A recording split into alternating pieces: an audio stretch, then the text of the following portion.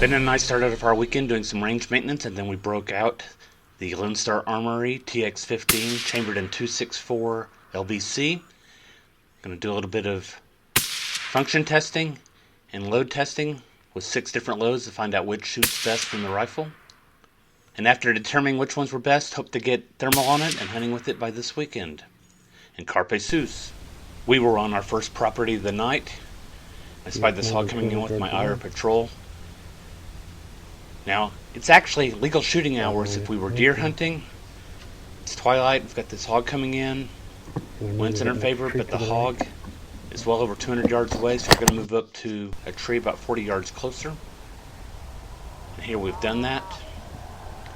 Now I've lined up on the left and Ben is lined up on the right, and we always do this because I use a brass catcher by Tactical Brass Recovery, which keeps Ben from getting pelted by the spent cases ejecting from my rifle. I'm going to include the full sequence here of us watching this boar as it comes in. To shoot through the fence. Correct. We want it to cross over to our side of the pasture so that we're not having to shoot through the fence. Right behind me. Now watch what happens to the hog right here. It's going down. No. The boar has disappeared down into the creek. The water itself in the creek is only a few inches deep, but the ravine is several feet deep, and so we've lost view of it. And we're waiting for it to come out, only we don't know where it's going to come out. Son of a gun. So we have quite a few anxious moments here, waiting to see what happens.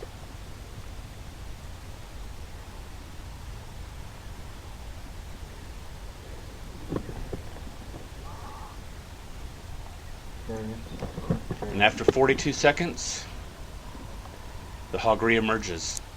Oh. Can you hit him from here?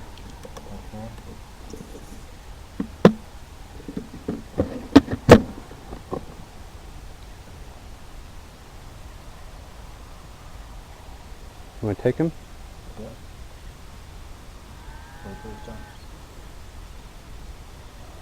3, Hold on. Go ahead. 3, 2, 1. Here we have a couple fits and starts, and almost lose the boar, but finally a plan comes together.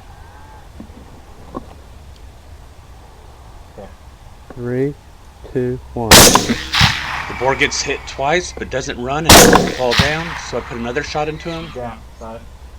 Safe. Safe. And then as you notice, he'll start raising his head here. Go ahead and hit him. You got him. And I put a 4 shot into him, and he is done. Only a few feet further, and the boar would have made it to the creek. He came in at 250 pounds and had a well-developed set of cutters. And Carpe Canis, Ben spied this coyote coming in using his Pulsar XQ50 thermal weapon sight. And here's all the gear that he's going to be using for the night. Now the coyote came in pretty close to where we were. And while the wind was in our favor, we were actually hiding from the bright moon underneath the shade of a large tree. And I had my rifle and shooting sticks leaning against the tree.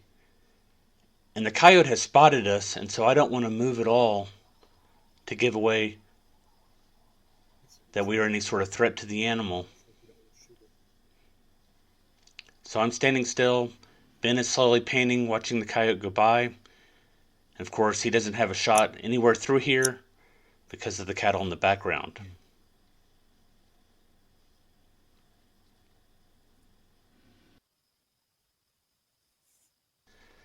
So it's not a matter of having a clear view of the coyote or getting them to come in closer.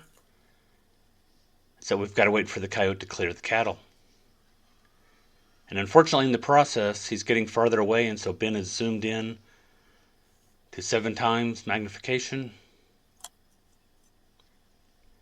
And now the coyote has cleared the cattle. We start lip squeaking to get it to stop.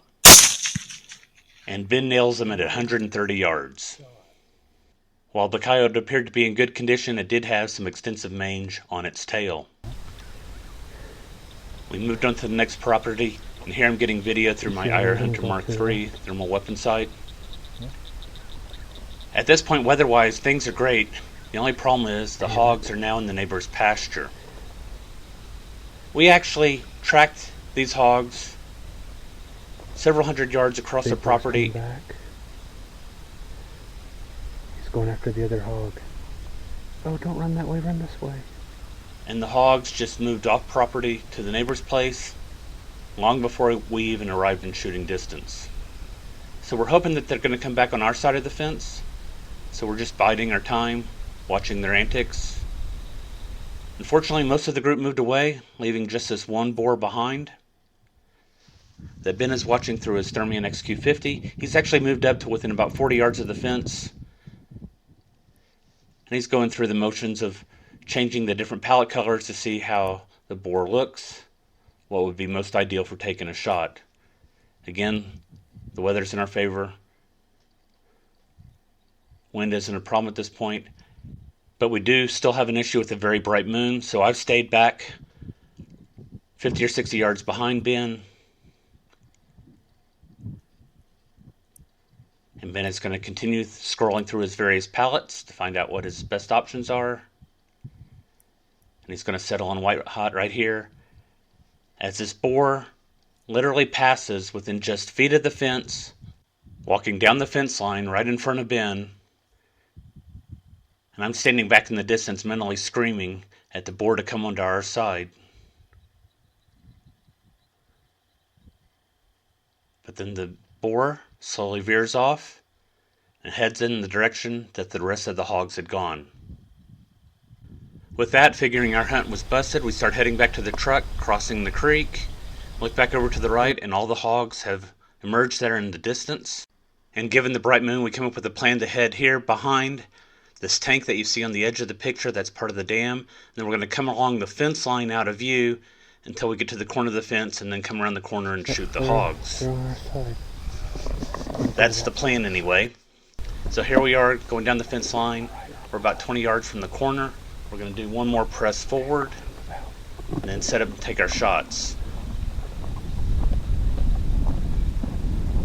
So here we're trying to make it up to the corner.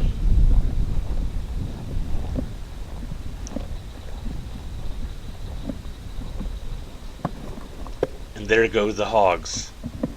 I tell Ben that they're running. He says to take them, but he's out of position, so he can't shoot. Yeah. The tree line's in the way, so I open up here. Yep, shoot.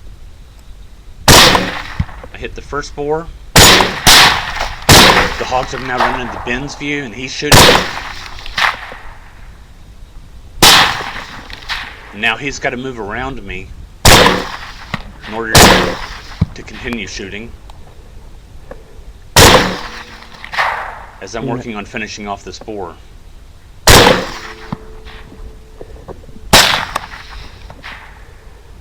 And just that quickly, all the hogs are now running off property. Well, we had a plan, but it failed at first contact, but we came away with this one large boar that came in at 220 pounds, and that did it for our night.